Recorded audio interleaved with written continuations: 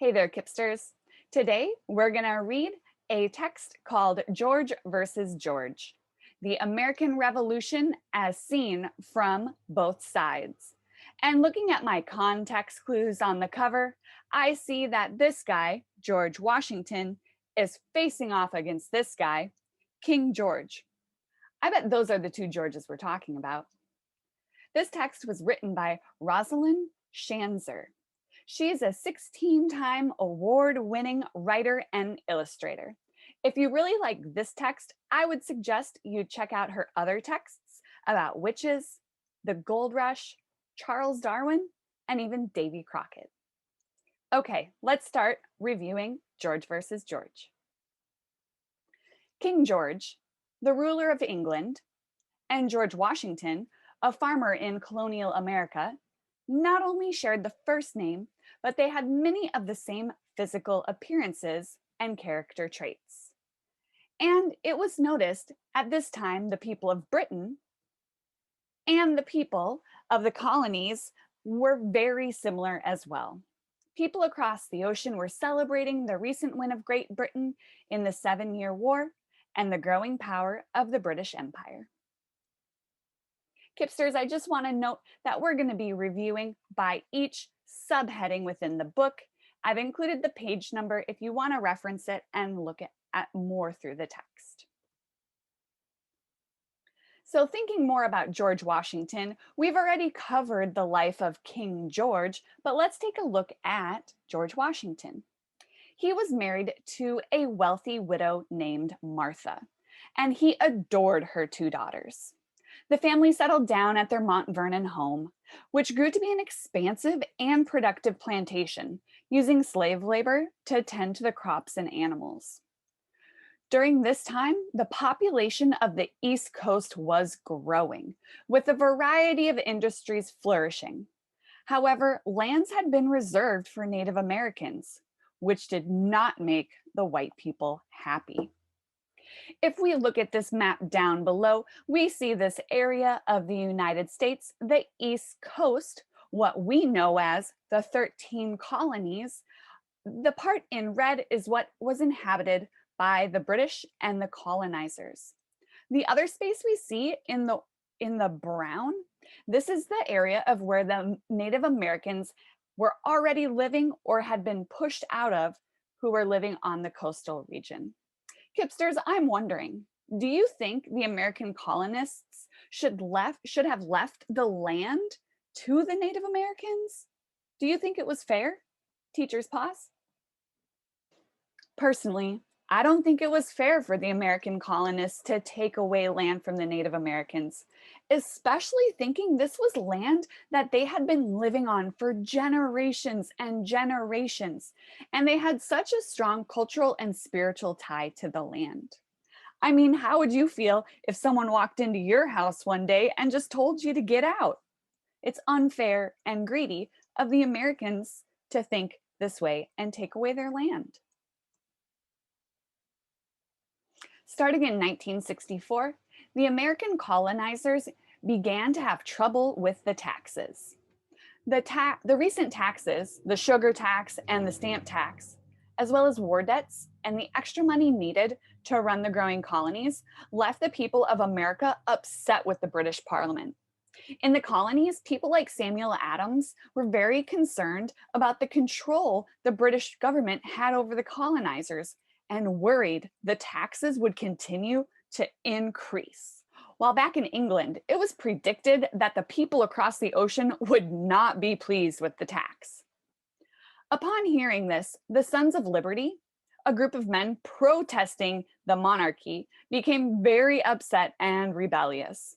They would tar and feather members of the royal office. They even wrecked the house of the royal governor of Massachusetts. The day the Stamp Act went into effect, flags were flown at half-mast to mourn the death of liberty. Nobody in America would even distribute the stamps, and within 4 months, the tax was repealed. The story could have ended here, but of course it didn't. Quick question, Kipsters. I'm noticing in the text, it says flags were flown at half-mast to mourn the death of liberty. I'm wondering, does anybody know what this means? Flying flags at half mast? Teachers pause. When we fly flags at half mast, it symbolizes that the nation is in mourning. And this is still done today. We've seen it throughout history. When service members are killed in the war, or when politicians pass away, after a deadly man made or natural disaster, or even to remember the lives of the fallen, we can see our American flag hanging at half mast. That means it's not raised all the way to the top of the flagpole. King George believed that God gave noblemen the divine right to rule, and the colonists had a duty to obey. And yet again, would impose these laws that weren't appreciated by the colonists. Because of this, the colonists started smuggling goods from other countries instead of buying British ones. King George reacted and sent 700 soldiers in super fancy uniforms to the streets of Boston. In March 1770, an angry mob of American rowdies started taunting 8 of King George's soldiers and pelting them with icy snowballs. Then someone threw a lump of wood at a redcoat, a British soldier, and knocked him flat. The enraged troops began firing into the crowd, and 5 colonists were killed. The Sons of Liberty were quick to label this disaster the Boston Massacre, and it stirred up plenty of anger on both sides. George agreed to take all the taxes except the tax on tea, since Americans were so upset by the taxes. However, the Americans refused to buy the tea because they were mad at the king. King George said that the tea would be forced onto shores using weapons or violence, even if Americans saying they weren't going to buy it. So, on the night of December 16th, 1773, the Sons of Liberty covered their faces and hands with coal dust, disguising themselves as Mohawk Indians, and very calmly filed on board 3 ships filled with tea. Hundreds gathered to watch as the men split open 342 chests of British Darjeeling tea with Mohawks and fed all 45 tons of it to the fish. The news of this left many British outraged. 6 months later, the Parliament closed the Boston port and harbor, allowing nothing to come in or go out to the people of the colony. Quick question, Kipsters. Closing the port was a punishment given by King George. But how was it a punishment to the colonists? How would this have been harmful for them? Teachers pause. By closing Boston Harbor, King George was telling people that they were stuck with what they had. Remember, during this time, the only way to get supplies like food and fabric and clothing and all sorts of other necessities was to send them by ship. So if King George closed the Boston Harbor, he's essentially cutting off Americans from sending or receiving supplies. George versus George. With the ports closed, huge numbers of Bostonians were out of work. People were afraid they would starve. Other colonies scrambled to help by sending food and clothing and even flocks of sheep. Americans smuggled in at least 5,000 chests of tea from Holland alone. They also smuggled gunpowder. Bostonians began to think of war. And other port cities in the colony were fearful for their future. George Washington was ready to raise money and rid the region of these unconstitutional laws. Meanwhile, King George thought that people in the colonies were in a state of rebellion. Shots heard around the world.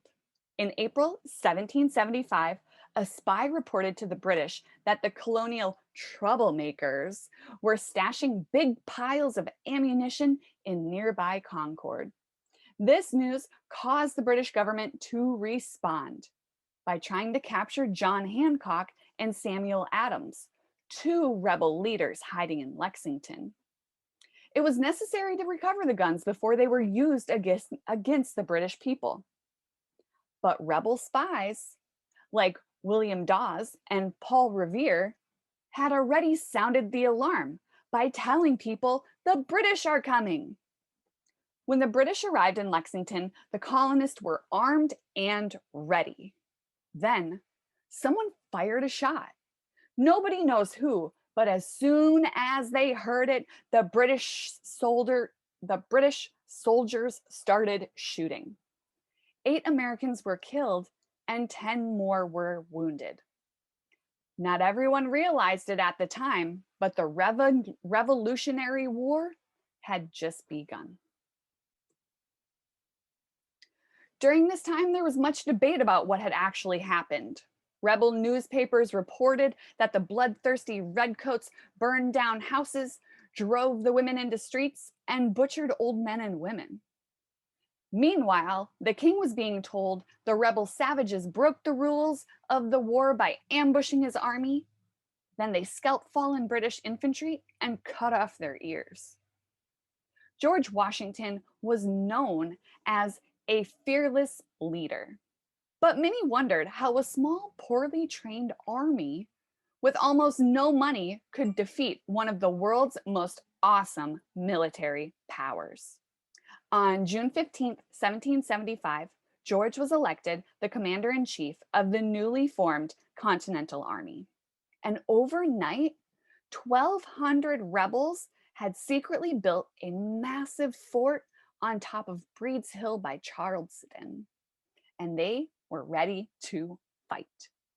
And though they ended up losing many soldiers in the Battle of Bunker Hill was a major blow to the British forces.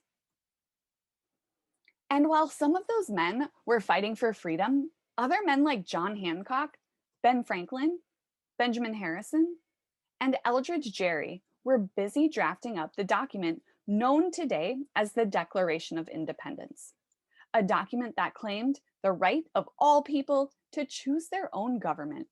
It also placed the blame for every single one of their grievances squarely on the shoulders of King George himself. It was Christmas 1776, and the well-equipped British Hessian troops were sleeping off their early feasts, dreaming of an upcoming victory. However, George Washington and his dejected volunteer army of mostly starving and barefoot rebels were not celebrating. They were on the move, from New York to New Jersey, finally reaching Pennsylvania, where they camped across the Delaware River from the enemy. Washington led a surprise attack, taking with him 24,000 soldiers who were strong enough to fight. They spent the entire afternoon and night crossing the ice-choked Delaware River in blinding sleet and snow. The ambush was a success, and Washington clobbered the band of British fighters, killing over 150 and capturing over 900. British General Cornwallis heard of the attack and sent 8,000 troops to Trenton to teach the Americans a lesson. And though Washington and his troops were outnumbered, they were very spirited and went on to win the Second Battle of Trenton on January 2nd, and they won again at Princeton the very next day. Now both sides knew that the Americans had a real army and a chance to win the war. Teachers, I want you to pause and go ahead and read through this slide, looking at the different perspectives of people in America and Britain during this time. In the time we have remaining, you're going to go ahead and read the final battle on page 50 and 51, as well as the subheading, No King for America, looking at America gaining independence on page 52 and 53. And then you'll have a short exit ticket to complete, just a comprehension check of what you read. You got this.